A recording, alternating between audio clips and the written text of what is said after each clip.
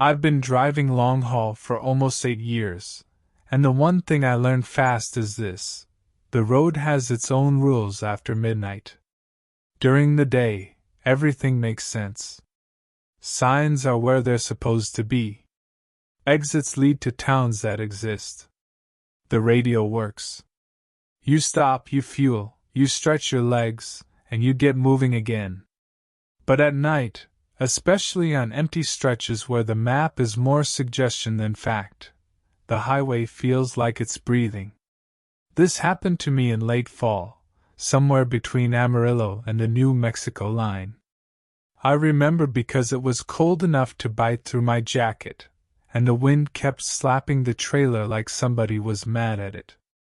I was behind schedule, already irritated, and the kind of tired that makes you think your own thoughts are someone else's voice. The road was dead. No traffic.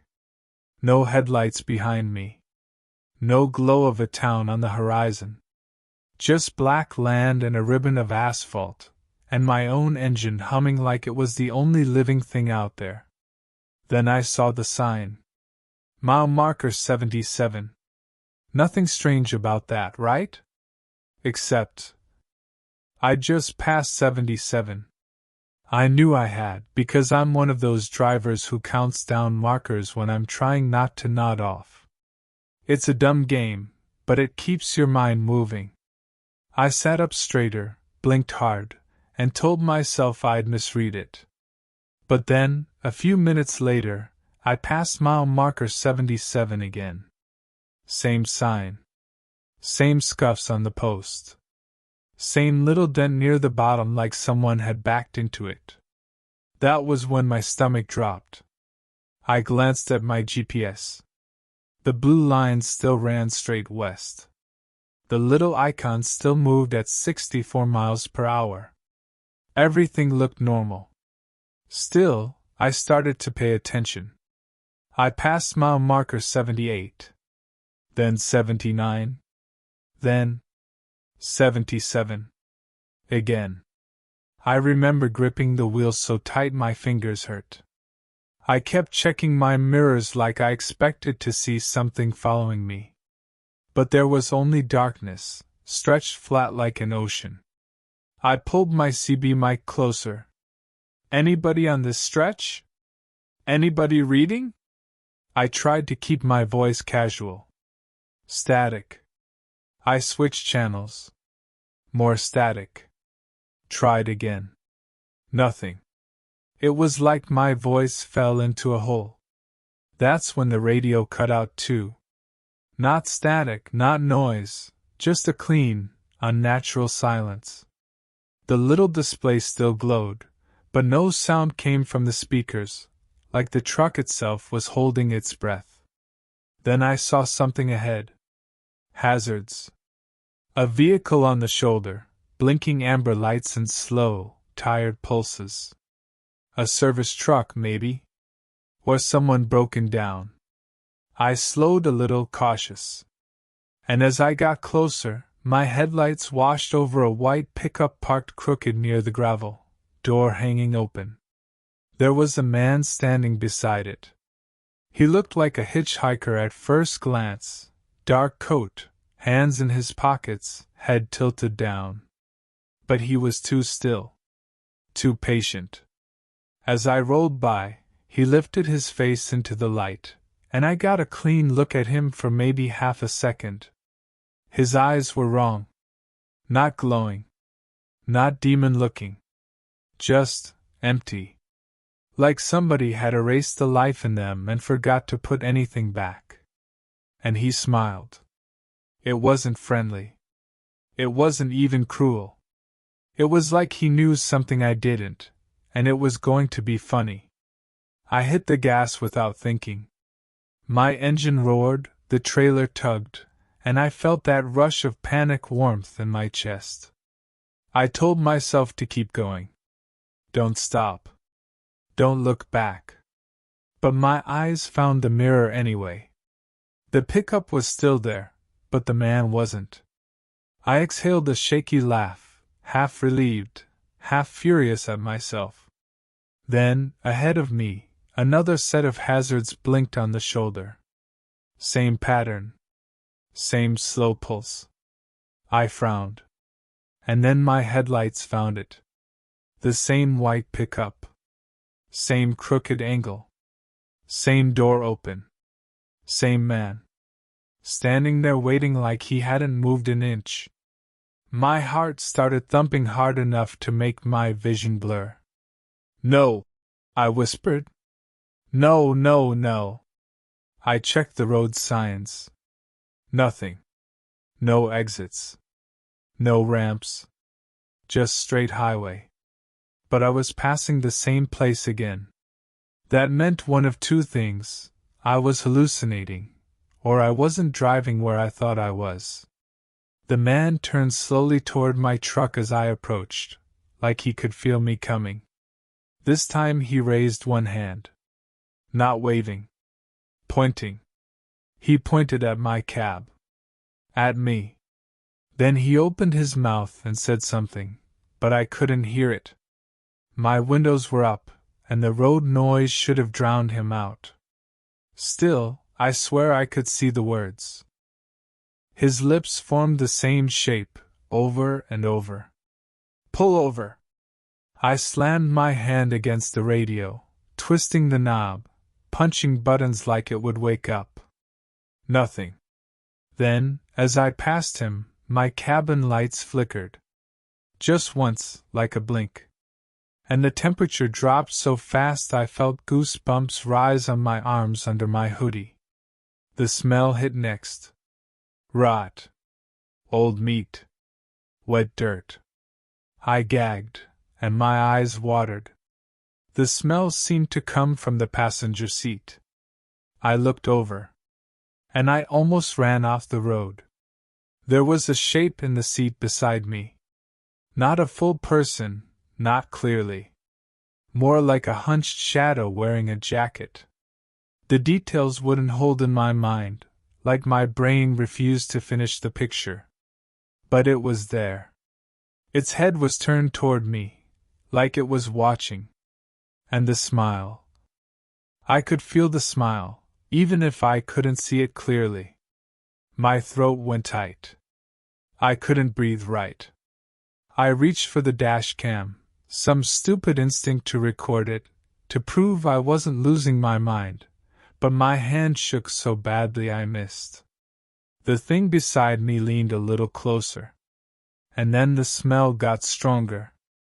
I fought the wheel, tried to keep the truck steady while my body screamed at me to jump out and run, which is ridiculous at 65 miles per hour. Then the thing spoke. Not out loud. Inside my head, like a thought that wasn't mine. You passed it. I swallowed hard. Passed what? I whispered, like an idiot, responding to nothing. You passed your turn.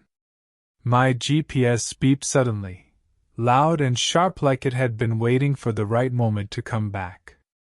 Recalculating. Recalculating. I glanced at it and felt my skin go cold. The screen showed a loop. A perfect circle. Like I'd been driving in a ring for miles, even though the road in front of me was straight. The thing beside me shifted again, and I heard a soft creak of the seat, like real weight. Pull over, it thought, calm and patient. Ahead, the hazards blinked again. The white pickup. The man waiting. Third time. I didn't slow down. I floored it. The engine whined. The truck shook. The needle climbed past 70. Past 75. The man didn't move. He just watched me approach, and that smile widened like a cut. As I drew level with him, he stepped one foot onto the road. I swerved slightly, trailer rocking, tires humming loud. And at the exact moment I passed his face, he raised his head and I heard his voice, clear as if he was in my cab. Not on the radio. Not outside. Right behind my ear. You're tired. My eyes watered again and my vision tunneled. And then, the highway ended. Not gradually. Not with signs. It ended like a movie cut. 1 second I was on asphalt, the next second my headlights were washing over dirt and scrub, and my tires were chewing gravel. I yanked the wheel, braking hard, the trailer fishtailing behind me. The truck lurched and bounced and finally stopped with a violent shake. I sat there panting, both hands locked on the wheel, sweat cooling on my neck. Silence. Then the radio crackled. Just once. A voice came through, scratchy but real. "Driver in the red Freightliner, you okay?" I grabbed the mic like a lifeline. Yeah, I'm here. Where am I?" My voice sounded cracked. "Looks like you missed the curve about 10 miles back. You went straight through the old barricade." I stared ahead into my headlights. There were broken wooden posts in the dirt. A bent sign half buried. Road closed. Below it, in smaller letters, barely readable. Bridge out. My stomach turned. If I had followed the road, if I hadn't been trapped in that loop, I would have reached the broken bridge and maybe gone right off into whatever waited below. I sat there for a long time, shaking. When the other driver finally pulled up behind me, his headlights filled my mirrors, and I almost cried from relief. We got out, and he helped guide me as I turned the truck around. Before I climbed back in, I looked down the dark highway behind me. Back where the asphalt started, way in the distance, I could see a single blinking amber light on the shoulder. Like hazards. And for 1 second, just one, I thought I saw a man standing beside it, smiling and waiting for the next tired driver to come through. Long-haul drivers don't talk about fear the way other people do. Most of us act tough. We complain about dispatch, traffic, way stations, bad coffee. But there are things we see out there that we don't put in jokes. Things you keep locked behind your teeth because if you say them out loud, they start to sound real. This story happened to a friend of mine named Luis. He drove reefer loads, frozen stuff, and he always ran nights. He liked the empty roads. Said the day shift had too many idiots. Luis was the kind of guy who never spooked easy. Former Marine, tattoos, loud laugh. But after this, he got quiet. Like he'd lost something. It started in a rest area off a rural stretch of highway in the Midwest. Luis didn't tell me exactly where, and I get why. Some places don't deserve a name. He pulled in around 1:30 a.m. because his eyes were burning and he needed to wash his face, maybe grab a snack, and then sleep a couple hours. The rest area was mostly empty. Just a few parked cars, one other semi, and a building with bright fluorescent lights that made everything look pale and sick. He said it was the kind of light that makes your skin look dead. He parked near the front, killed the engine, and sat for a second listening. No footsteps. No voices.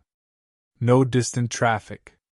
Just the low hum of the vending machines through the building walls and the ticking sound of his reefer unit in the back. He walked inside. The place smelled like cleaning solution and old damp paper towels. The bathroom sign was faded, and the hallway leading to it felt too long. He went into the men's room, splashed water on his face, looked up, and saw a woman standing behind him. In the mirror. He spun around instantly. Nobody. He froze, then looked back in the mirror. There she was again. Standing near the entrance, half in shadow. Luis said his first thought was that she'd walked in by accident. Some rest areas are poorly marked, especially at night. So he spoke out loud, trying to sound normal. Ma'am? This is the men's room. The woman didn't answer. In the mirror, she lifted her head slightly. Her hair hung in wet strands, like she'd just come in from rain. Louis turned again. Still nobody in the room. He felt the hairs rise on his arms. He backed away from the sink and stepped toward the entrance. The bathroom was empty. He checked the stalls. Empty. No feet under doors. No shadows. He walked back to the sink, his heart beating faster, and looked in the mirror. The woman was closer now. Right behind him. Not touching him, but so close he could have leaned back and bumped into her. Louis said he felt her presence like cold air. He didn't want to look away. But he also didn't want to turn around again and confirm there was nothing there. So he stared at her reflection. Her face was pale. Her eyes looked swollen, like she'd been crying for days. And her mouth kept opening slightly and closing again like she was trying to speak but couldn't get the words out. Louis swallowed and whispered, "What do you want?" In the mirror, her lips moved. He couldn't hear anything, but he could read it. "Help me," Louis said. His throat tightened. He didn't know why, but he felt guilty. Like he was in trouble for not already knowing what she meant. He took a step back. The mirror woman didn't move with him like a normal reflection would. She stayed where she was, like she existed in her own space. Then her eyes shifted, slowly, past Louis toward the stalls. And that's when Louis heard it. A faint knocking. From inside the last stall. 3 taps. Pause. 3 taps. Like someone's knuckles on metal. Louis turned his head toward the stall. The door was closed. He called out, "Hey, someone in there?" No answer. The knocking stopped. Then he heard something else. A quiet wet sound, like someone dragging a mop across tile. Louis took one slow step forward. The stall door creaked slightly, not opening, just moving like something brushed it from the inside. He backed up again, and his shoulder hit the sink. The mirror woman's expression changed. Her mouth stretched into something that almost looked like a smile. Except it wasn't warm. It was desperate. And then her lips moved again. "Don't look!" Louis's eyes snapped back to the stall. The door swung open. Not fast. Not dramatic. Slowly. Like a hand gently pushing it. Louis said he saw the inside of the stall, empty toilet, stained floor, nothing else. Then the light above the stall flickered. And for 1 second, he saw a pair of bare feet on the floor. He blinked. The feet were gone. The air in the bathroom dropped in temperature, and Louis's breath fogged faintly in front of his face. He heard a whisper close to his ear. Not the mirror woman. Something else. Something that sounded like it had a mouth full of water. "Look at me!" Louis's eyes went wide. He gripped the sink so hard his fingers cramped. He didn't want to look into the stall again. He didn't want to look into the mirror. He didn't want to move at all. Then the mirror woman lifted one hand and pointed. Not at the stall. At the mirror itself. Her finger pressed against the glass from the inside, like it was soft. And the glass dimpled. Louis said he felt like his mind snapped. Like instinct finally took over. He bolted out of the men's room and sprinted down the hallway so fast he nearly slipped. He burst into the main lobby, gasping. The vending machines buzzed. The fluorescent lights hummed. Everything looked normal again. He grabbed his phone and called 911, because he didn't know what else to do. He told them there was someone in the bathroom, maybe hurt, maybe hiding. The dispatcher sounded bored, like he'd heard everything. Which rest area? She asked. Louise told her. There was a pause. Then she said, Sir, are you sure you're at that one? Louise frowned. Yeah. Why? Another pause. That rest area has been closed for maintenance for 3 weeks. Louise looked around. The doors were unlocked. The lights were on. The vending machines were running. He stammered, No, it's open. I'm inside. The dispatcher's voice became careful. Sir? I need you to step outside immediately. Louise did. When he pushed the front doors open, cold air hit him and the darkness swallowed the parking lot. And that's when he noticed something he swore wasn't there before. A chain across the entrance. A big sign on the gate. Rest area closed. He stood there staring, confused.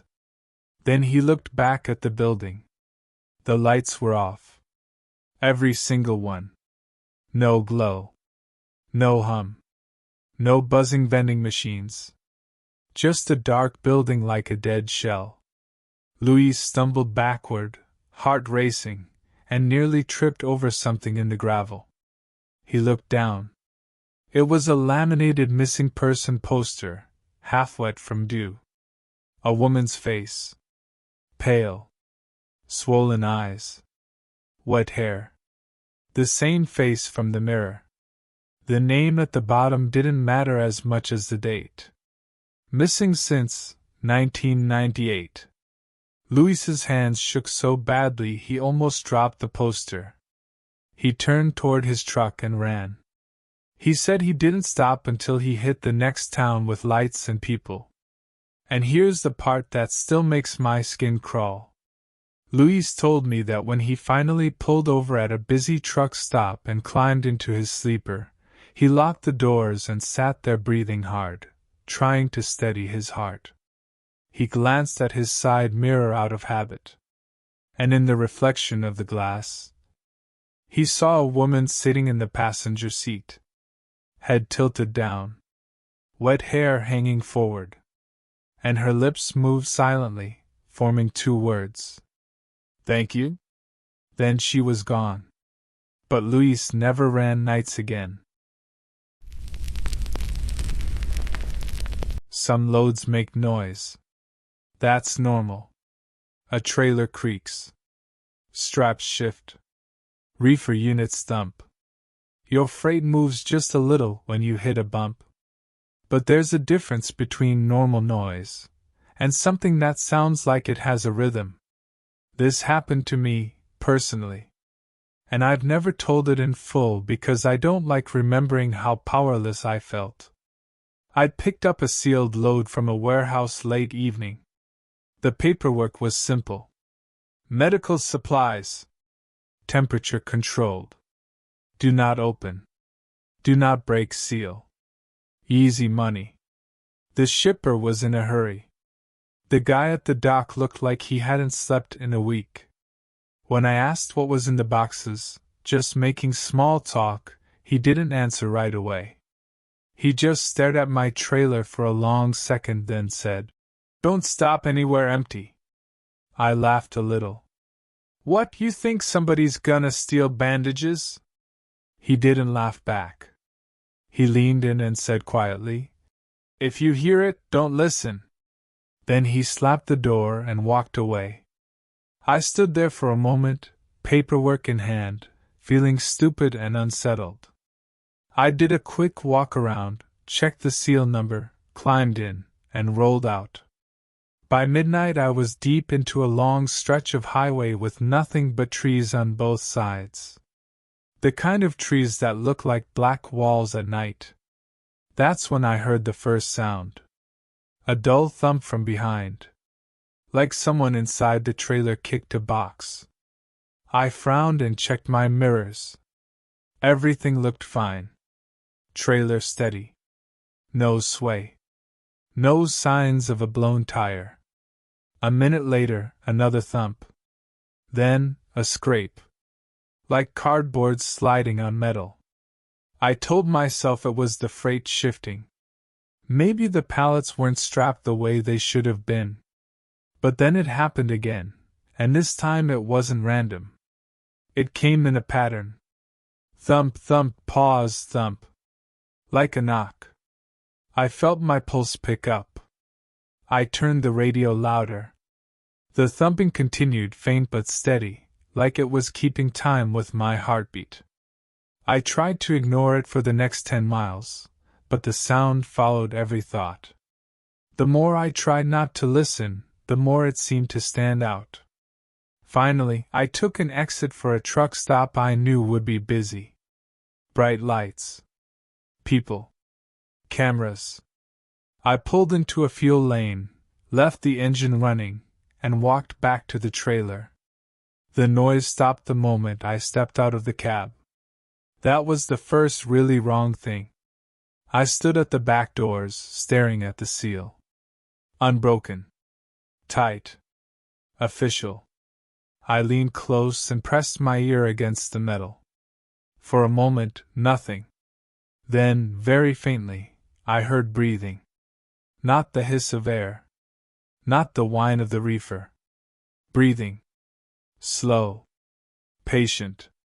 I jerked back so fast I stumbled. My mind tried to rationalize. Maybe the reefer was cycling. Maybe air was moving through vents. But I knew what I heard. I walked quickly around to the side of the trailer and knocked hard with my fist. "Hey!" I shouted. "Anybody in there?" Silence. A guy fueling nearby glanced over. I forced a laugh and waved him off, pretending it was nothing. I climbed back into my cab, hands shaking. I told myself, finish the run. Don't mess with it. Don't break the seal. Just deliver. I pulled out and got back on the highway. 10 minutes later, the knocking started again. Thump, thump, pause, thump. Except now it was louder. Closer. Like whatever was making the sound had moved forward inside the trailer, toward my cab. My mouth went dry. I checked my mirrors like I expected to see hands pressing from the inside. Then the sound changed. It wasn't knocking anymore. It was scratching. Long, slow strokes. Like nails dragging along the trailer wall. I felt a cold sweat on my back. I grabbed my phone and called my dispatcher, not because I thought he could fix it, but because I needed another human voice. He answered sleepy and annoyed. "What's up?" I said. "Listen. This is going to sound crazy. But there's something in my trailer." There was a pause. Then he sighed. "Your freight shifting?" "No," I said, voice tight. "It sounds like someone knocking. And scratching." Another pause. He asked, "What's the load number?" I gave it to him. He went quiet for so long I thought the call dropped. Finally he said, "Where are you right now?" "About 40 miles from." I started. He cut me off. "Do not stop on the shoulder. Do not pull into a rest area.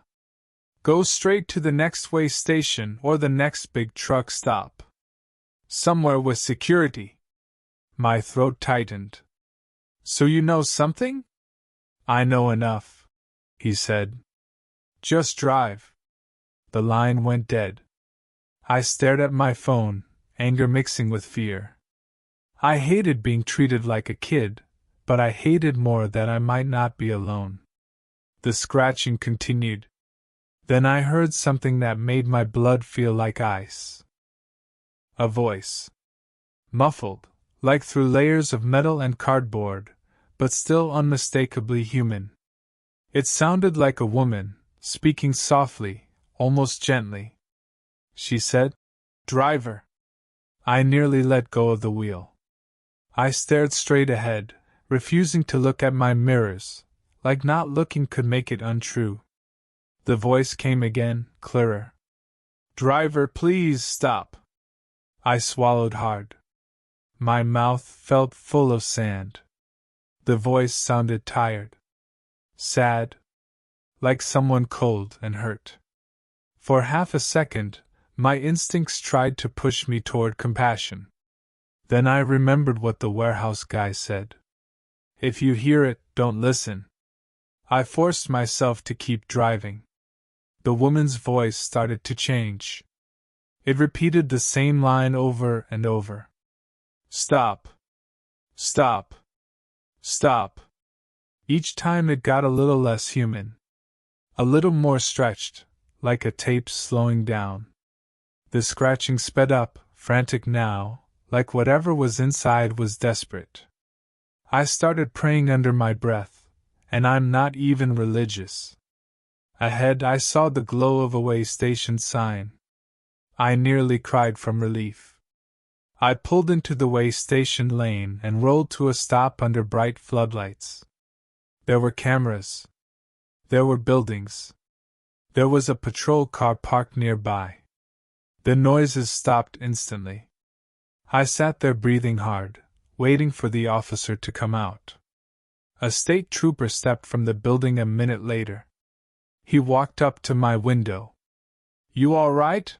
he asked, voice casual but eyes sharp. I forced myself to nod. I think there's something in my trailer.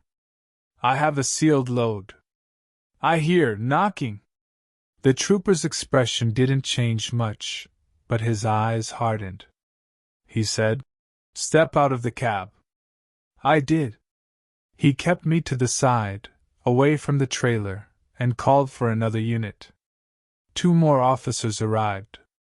They moved like they'd done this before. One officer cut the seal. That sound, the snap of it, felt like crossing a line you can't uncross. They swung the doors open. For a second, there was nothing but cold air spilling out like breath. Then my headlights and the station lights caught the inside. The trailer was full of stacked boxes, wrapped pallets, normal-looking freight. The officers climbed in, checking between stacks. Then one of them stopped. He turned and looked at me. And I will never forget the way his face tightened. He said, "We got a compartment back here." They pulled aside a pallet and revealed a false wall, something built into the trailer itself. Behind it was a narrow space, like a hidden room. Inside that space were blankets, empty water bottles, a bucket, and scraped marks on the metal walls. No person. No woman. No anything. Just signs that someone had been there. The trooper looked at me and said, "How long you been hauling this?"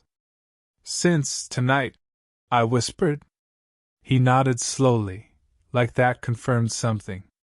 Then he added, "You didn't stop anywhere quiet, did you?" I shook my head, throat tight. "No." He exhaled through his nose. "Good," he said.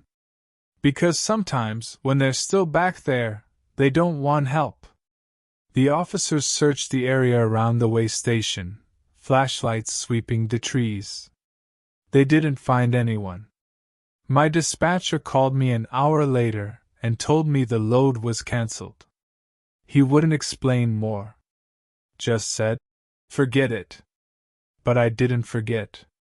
Because a week later, I cleaned my cab and found something tucked behind the passenger seat, like it had been placed there carefully. A damp strand of long hair. And taped to it, a small scrap of cardboard with 2 words written in shaky marker. "You listened." There's an exit I still think about sometimes. Not because it was important. Because I'm not sure it ever existed. This happened last year, early winter, when nights came quick and the sky stayed gray even during the day. I was hauling electronics. High value. Delivery deadline tight. My dispatcher kept calling like he could speed up time with his voice. By the time midnight rolled around, I was deep into a run and running on caffeine and stubbornness. The highway was empty enough that my headlights felt useless, like they were pushing against the dark instead of lighting it. My GPS said I had another 2 hours before the next major stop. I didn't like that. I prefer breaks every couple of hours, even quick ones. Keeps you grounded. Then, up ahead, I saw a green sign. Exit 13, Services. That surprised me. My GPS didn't show an exit there. Still, Services sounded like heaven. Bathroom. Coffee. Lights. I signaled and took the ramp. Immediately, the air felt different. Quieter. Like the highway noise got swallowed. The ramp curved down into trees. The darkness got thicker, pressing close. At the bottom of the ramp was a 2-lane road. No street lights. No reflective signs. Just a narrow strip of pavement disappearing into woods. I drove slowly, scanning for gas station lights. Nothing. A mile in, my GPS glitched. The screen froze, then went black, then restarted with a spinning icon. Searching for signal. My phone showed no service. I muttered to myself, annoyed. Great. The road kept going, winding through trees that leaned inward like they were listening. Then I saw something ahead. A small town. Not a normal one. Not lights and houses and traffic signals. This was dim. Yellow porch lights. A few buildings set back from the road. No cars moving. No signs of life. But there was a gas station. One pump island, old canopy, and a building with one light on inside. I pulled in, feeling uneasy but determined to get in and out fast. The pump didn't have a card reader. Just an old panel with numbers. I sighed and parked. Fine. Just bathroom and go. I walked toward the station door. As soon as I stepped onto the cracked concrete, I heard the bell above the door ring. But I hadn't opened it yet. It rang anyway, like someone inside had pushed it. I froze. Then I saw the clerk through the glass. A man sitting behind the counter, perfectly still, facing forward. He didn't look up as I entered. The station smelled like dust and stale oil. The shelves were half empty, but the items that were there looked old. Faded candy wrappers. Labels peeling. I said, "Hey! Bathroom?" The clerk didn't respond. I walked closer. "Sir?" He slowly lifted his head. His eyes were open but unfocused, like he was staring through me. He said in a flat voice, "You shouldn't be here." A cold ripple ran through my chest. "Yeah, I'm just stopping quick. Took exit 13. The clerk's mouth twitched slightly. Not a smile. More like discomfort. "There is no exit 13, he said. I forced a laugh, trying to shake the tension. "Well, it sure felt like it a minute ago." The clerk leaned forward, and for the first time, his eyes locked onto mine. They were pale. Watery. Terrified. He whispered, "They put it there sometimes." My throat tightened. "Who?" He didn't answer directly. He just pointed toward the door. I turned my head and looked out the window. The road behind my truck was different. The trees were closer now. And the darkness beyond them looked thicker, like fog without being fog.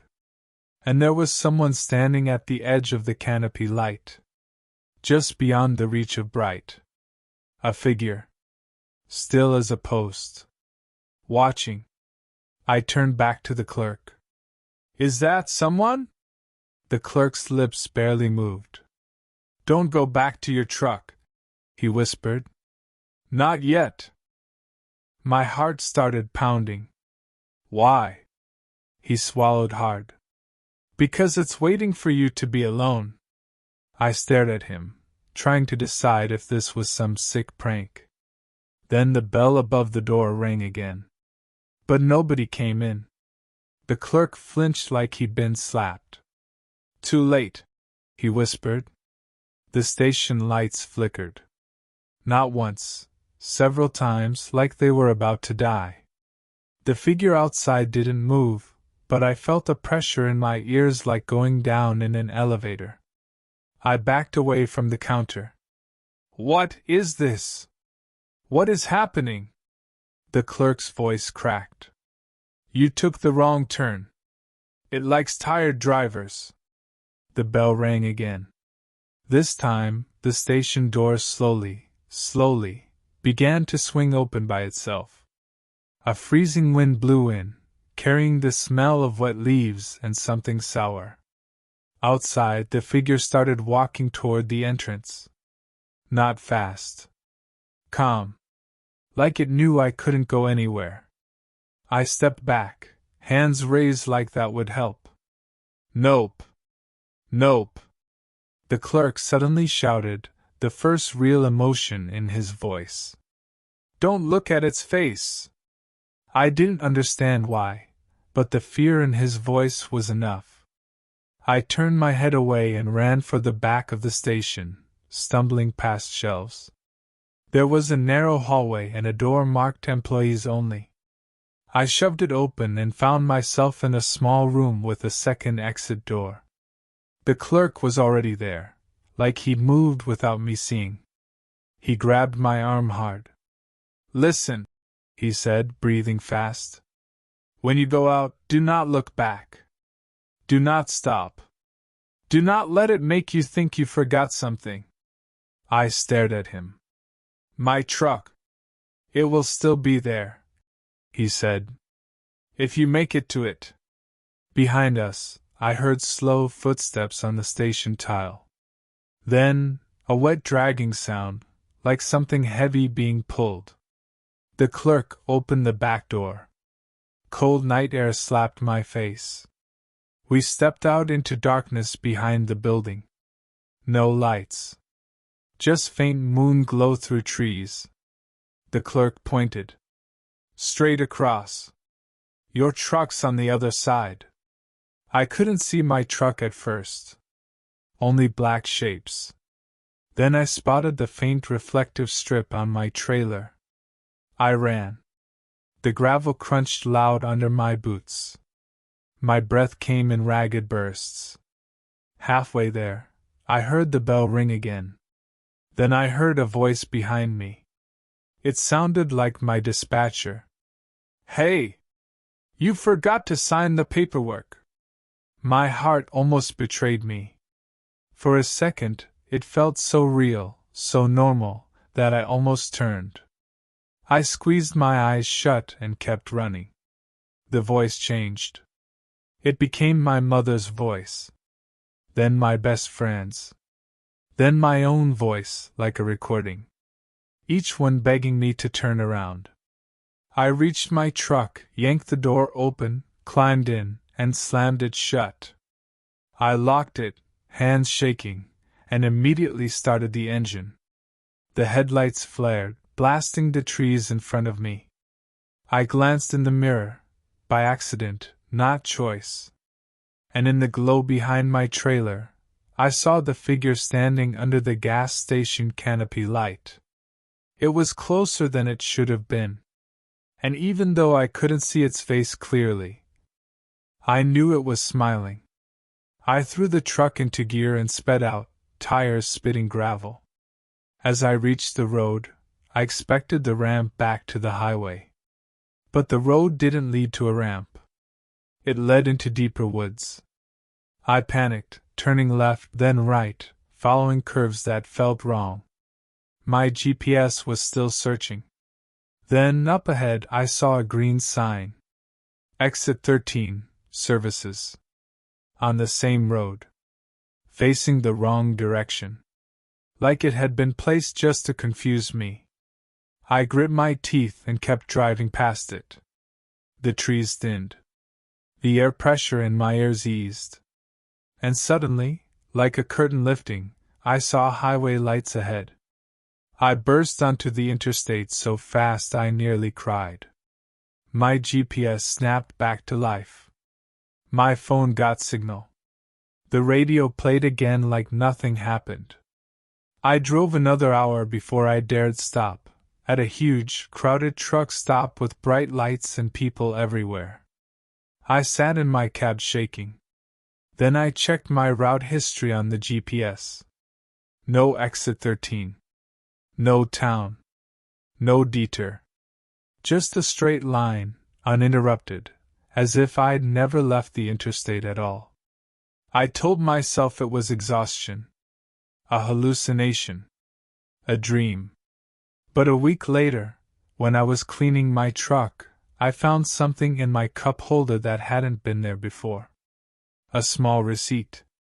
Old paper, yellowed at the edges. From a gas station I didn't recognize. No address. No phone number. Just one line item. Coffee, $0. And under it, printed in stiff block letters. You made it back this time. Which story scared you the most? Comment below and subscribe for more true horror stories.